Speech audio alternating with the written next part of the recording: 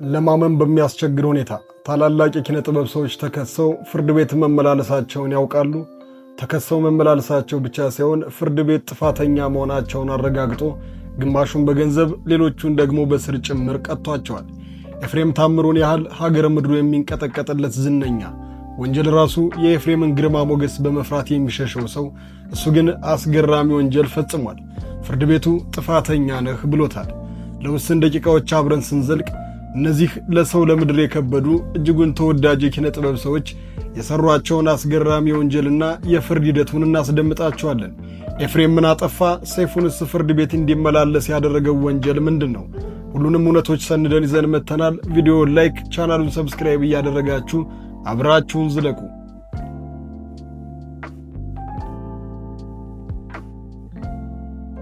ግሩም ኤርሚያስ። ተወዳጁ ተዋናይ ግሩም ኤርሚያስ ተከሶ ጥፋተኛ መባሉን ምን ያህላችሁ ታውቃላችሁ? አዎ፣ አንድ አይደለም ሁለቴ ተከሷል። በአስገራሚ ሁኔታም ሁለቱንም ፍርድ ቤቱ ጥፋተኛ ነህ ብሎታል። የኢትዮጵያን የፊልም ኢንዱስትሪ ስናነሳ ግሩም ኤርሚያስን መጥራት አማራጭ የሌለው ግዴታ ነው። ሰውነቱን እንደፈለገ የማዘዝ፣ ሲያሻውን የነኛ ለስፖርተኛ እንዲሆን ማድረግ፣ ሲፈልግ ደግሞ በሱስም በኑሮም የተበደለ ቀጫጫ ሰውነት እንዲኖረው ማድረግ መቻሉ በፊልም ዳይሬክተርና ፕሮዲውሰሮች ተመራጭ አድርገዋል። አማላይ ተብለው ከሚጠሩ የኪነ ጥበብ ሰዎች ቀዳሚውን ስፍራ ይዛል። ስርየት፣ የሞሪያ ምድር፣ 79፣ ጽኑ ቃል፣ ይሉኝታ፣ አማላዩ፣ 400 ፍቅር፣ በጭስ ተደብቄ ድንቅ ችሎታውን ያሳየባቸውና ኢትዮጵያውያን በመስማማት ግሩም ይችላል እንዲሉት ያሰኘበት ሥራዎቹ ናቸው። ታዲያ በሥራ ብቻ ሳይሆን በጸባይም አመለሸጋ እንደሆነ የሚነገርለት ግሩም ኤርሚያስ ዕድሜው በአስራዎቹ መጨረሻ ላይ በነበረበት ጊዜ ወጣትነትና ስፖርተኛ መሆኑ ተደማምሮ ጥሩ የሚባል ስብዕና አልነበረውም። ሥራን አጥብቆ የሚወደው ግሩም ኤርሚያስ የምሽት መዝናኛ ቤት ቦዲጋርድ በነበረበት ጊዜ በተፈጠረ አለመግባባት በፈጸመው አስከፊ ወንጀል ፍርድ ቤት ጥፋተኛ ነህ ብሎ ዓመታትን በእስር ቤት እንዲያሳልፍ አስገድዶታል። ታዲያ ግሩሜ መታሰሩን እንደ ጥሩ ዕድል ያነሰዋል። መጽሐፍ ማንበብ የጀመርኩት እስር ቤት ነው። ሰውን ማክበር፣ መክሊት የምፈልግ የጀመርኩበት ጊዜ ነው። እንደ እስር ቤት ትልቅ ትምህርት ቤት የለም በማለት ይናገራል። ዓመታትን ታስሮ ከወጣ በኋላ በፊልም ዓለም ዝናን ከተጎናጸፈም በኋላ በድጋሚ በሌላ ወንጀል ፍርድ ቤት ቀርቧል። በጭስ ተደብቄ በተሰኘው ፊልሙ ምክንያት እዚህ ፊልም ላይ ሱስ ያስጀመረችው ልጅ አፍቅሮ እሷ ከሱስ ስትወጣ እሱ ግን መውጣት አቅቶት ሱስ ውስጥ ያለ ገጸ ባህሪ ነበር የሚጫወተው። ታዲያ ግሩሜ የገጸ ባህሪውን እውነተኛ ስሜት ለመረዳት ሲል በሀገራችን ሕግ የማይፈቀደውን ትክክለኛ ዊድ ተጠቅሞ ነበር። በዚህም ክስ ተመስርቶበት ፍርድ ቤት የቀረበ ሲሆን ፍርድ ቤቱ ጥፋተኛ ነህ ብሎት ነበር። ነገር ግን ጉዳዩ ለማስተማር የተደረገ ነው፣ ብዙ ሰዎችን ያድናል በሚል በነፃ ተለቋል። ብዙዎቻችን ባለታክሲው በሚለው ፊልም እናስታውሰዋለን። ከዛ ከዘለለ ደግሞ በዳና ተከታታይ ድራማ ነው የሚታወቀው። የሰራቸው ሥራዎች ውስን ቢሆኑም ሥራዎቹ በጥራት የተሰሩ ናቸውና የኢትዮጵያ ልብ ውስጥ ተቀምጧል። እሱም እንደ ግሩም አማላይ ከሚባሉት ውስጥ ይካተታል። ሚኪያስ መሐመድ ፍርድ ቤት ጥፋተኛ ነህ ብሎታል።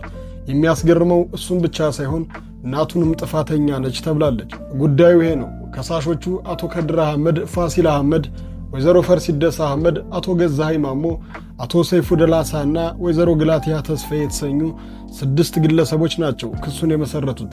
የዛሬ 10 ዓመት ገደማ የተከሰሰውና ፍርድ የተሰጠው ጉዳይ ከሳሾቹ አርቲስት ሚኪያስ ከ4.5 ሚሊዮን ብር በላይ ተበድሮን አልመለሰልንም፣ አሁን ከወለድ ጋር ይመልስልን የሚል ሲሆን፣ ካልሆነ ግን እንደ መያዣ የቀረበው በቦዲ የሚገኝ በእናቱ ስም ያለው መኖሪያ ቤት እንዲሰጣቸው ጥያቄን አቅርበዋል። ሚኪያስ አዎ ለሥራ ፈልጌው ብሩን ወስጃለሁ፣ ነገር ግን ቤቱን እንደ ማስያዣ ተጠቅሜ ሳይሆን በከፍተኛ ራጣ ነው በማለት መልሷል። ሚኪያስ የሰጠው ምላሽ ግራ የሚያጋባ ቢሆንም ፍርድ ቤቱ ጥፋተኛ ነህ በማለት የወሰደውም ገንዘብ በባንክ ወለድ ተሰልቶ እንዲመልስ ተፈርዶበታል። በጣም በሚያስገርማችሁ ይህ 4-5 ሚሊዮን ብር አሁን ላይ ለሚኪያስ የቀን ቡና መጠጫ ነው ብንል ብዙ ያልተጋነነ እውነት ነው። ሰይፉ ፋንታሁን በሀገራችን የሚዲያ ታሪክ ውስጥ ስሙን በጉልህ መጻፍ የቻለ ባለሙያ ነው። ወርቅ ልቡና ለጋስነቱ የአደባባይ ሚስጥር ከሆኑ ሰንበት በት እያሉ ነው። ሰይፉ በተለያዩ ምክንያቶች ፍርድ ቤት ተከሶ ያውቃል። እሱም እየቀረበ ምላሹ ሰጥቷል። ዝነኞቹም አንድ አይደለም 2፣ 3፣ 4 ሰዎች ከሰውታል። ተወዳጁ ቴዎድሮስ ካሳሁን፣ ቴዲ አፍሮን ጨምሮ። ታዲያ በእነዚህ ወንጀሎች ነፃ ነህ ሲባል የቆየ ቢሆንም መጨረሻ በከሰሰችው ዝነኛ ምክንያት ግን ጥፋተኛ ነህ ብሎታል ፍርድ ቤት። ዛሬ በአንድ ድንጋይ ሁለት ወፍ እንደሚሉት ይህን ክስ ስናነሳ ሁለተኛም ጥያቄ ይፈታልናል። ሳያት ደምሴ ለምን ሰይፉ ሾው ላይ እንደማትቀርብ ስንቱ ዝነኛ ደግሞ ደጋግሞ እንዲሁም ሰልሶ ሰይፉ ላይ እንዳልቀረበ ሁሉ ተወዳጇ ተዋናይት፣ ድምፃዊት፣ ግጥምና ዜማ ደራሲ፣ የሴቶች መብት ተሟጋቿ መላ ኢትዮጵያ ተስማምቶ የሚወዳት ሳያት ደምሴ አንዴም ቢሆን ቀርባ አልተመለከትናትም። ምክንያቱ ደግሞ ይሄ ነው፣ ሰይፉን ፍርድ ቤት ስላቆመችው። ሳያት ደምሴ ጉዳዩን ወደ ፍርድ ቤት ወስደው ፍርድ ቤቱ ሰይፉን ጥፋተኛ ነህ ብሎታል። ሰይፉም ጥፋቱን አምኖ ጉዳዩን በሽምግልና እንዲፈቱ ጥያቄ አቀረበ። ፍርድ ቤቱም ጉዳዩን በሽምግልና እንዲፈቱ ተወሰነ። ሳያት በጉዳዩ ደስተኛ አልነበረችም። የተከበረውን ስሜን አግዱፋል ብላ ቂም ይዛለች።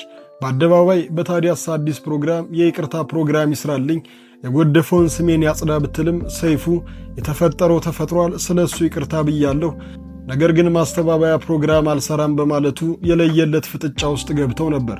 ለመሆኑ ሰይፉ ምን ቢላት ነው ወይስ ምን ቢበድላት በዚህ ልክ ስም የጎደፈ እስከ ማለት ደረሰች ካል መልሱ የሚሆነው ይሄ ነው። ሰይፉ በአሜሪካ ያቀረበው የቀጥታ ስርጭት ሳያትን አበሳጭቷታል። በወቅቱ ሳያት በአሜሪካ ኮንሰርቷን እያቀረበች ነበር። ሰይፉ ደግሞ በቦታው ተገኝቶ ለአድማጭ እያደረሰ ነበር። ታዲያ በዚህ መሃል ሳያት መዝፈን አቅቷት ከመድረክ ጀርባ ሙዚቃው በስፒከር ተከፍቶላት እሷ መድረክ ላይ እያስመሰለች እንደነበረ፣ በዚህም ታዳሚዎች መቃወማቸውን በአደባባይ ይናገራል። ይህ ጉዳይ ሳያት ደምሴን አበሳጭቷት ለፍርድ አቅርበዋለች። በኋላም የጣቢያው ባለቤቶችና ሰይፉ በውስጥ ይቅርታ ጠይቀዋት ጉዳዩ የተዘጋ ቢሆንም ሳያትና ሰይፉ ግን እንደተጠማመዱ ዘመናትን አሳልፈዋል። እናንተ ሰይፉ ጥፋተኛ ነው ብላችሁ ታስባላችሁ? በኮመንት መስጫው ላይ ሐሳባችሁን አስቀምጡልን። ቀብራራው በተለምዶ የዘፋኝ ኩሩ ኤፍሬም ታምሩ የሚባልለት መወደድና መደነቁ በተመልካች ብቻ ሳይሆን ባለሙያዎችም ጭምር ነው። ዝነኞች ስለ ኤፍሬም ሲናገሩ ኤፍሬም ድምፅ ብቻ አይደለም ተክለሰውነቱ ጭምር ግርማ ሞገስን የተላበሰ ነው። አሁንም ድረስ እሱ ጋር ተቀምጬ ግሬን ካጣመርኩ እንደገና ግሬን ለማንሳት ፈራለሁ። ሰውየው ኤፍሬም ነው ያስፈራል የሚለው ፀሐዬ ዮሐንስ ነው። ከአራት አስርት ዓመታት በላይ እንደተወደደ እንደተከበረ ዝናው ሳይንሸራተት ከትውልድ ትውልድ በመቀባበል ውስጥ ይኖራል። ኤፍሬም ከዘፈነ የማታውቃትን ልጅ ታፈቅራለህ ይባልለታል። ናፍቆትን፣ ትዝታን፣ ጸጸትን፣ ፍቅርን፣ ሀገርንም ሆነ እናትን በአስገራሚ ድምፁ ሲያዘማቸው ከሰማህ ልብህ መሰረቁ የማይቀር ሐቅ ነው። ኤፍሬምም ፍርድ ቤት ተመላልሷል። አዎ ወንጀለኛ ነህ፣ ጥፋተኛ ነህ በመባል 108,000 ብር ተፈርዶበታል። ከበርካታ ዓመታት ቀደም ብሎ ጉዳዩ ይሄ ነው። በ1977 ዓ.ም 9 ያህል ሙዚቃዎችን ያካተተ አልበም ለሕዝብ ሲያደርስ የድንገት እንግዳ ወይም የቀዳማ የሚሰኝ ሙዚቃ ነበሩ።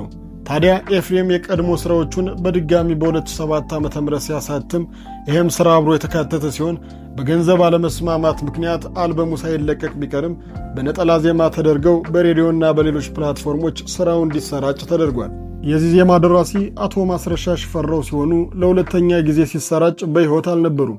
ታዲያ ልጃቸው የሆነችው ቤተልሔም ማስረሻ ሕጋዊ ወራሽ መሆኗን በፍርድ ቤት በማስመስከር ኤፍሬም የአባቴን የፈጠራ ሥራ ለሁለተኛ ጊዜ ሲጠቀመው ክፍያ አልፈጸመልኝም፣ ለእሱ ክፍያ እፈልጋለሁ፣ 30,000 ብር ይከፍለኛል፣ ስላላስፈቀደኝ የሞራል ካሳ ደግሞ 100,000 ብር፣ ለሌሎች ተጨማምረው 140,000 ብር ይክፈለኝ ብላ ከሳለች። ኤፍሬምም ካሴቱ አልተሸጠም፣ ጥቅም ባላገኘውበት ነገር መክፈል የለብኝም ቢልም ፍርድ ቤቱ ኤፍሬምን ጥፋተኛ ነህ በማለት 108,000 ብር አስከፍሎታል። አበቃን። እናንተ ማን ጥፋተኛ ነው ማንስ ያለ ጥፋቱ ነው የተፈረደበት ብላችሁ ታስባላችሁ? ሐሳባችሁን በኮመንት ቪዲዮውን ላይክ፣ ቻናሉን ሰብስክራይብ በማድረግ ቤተሰብ ይሁኑ።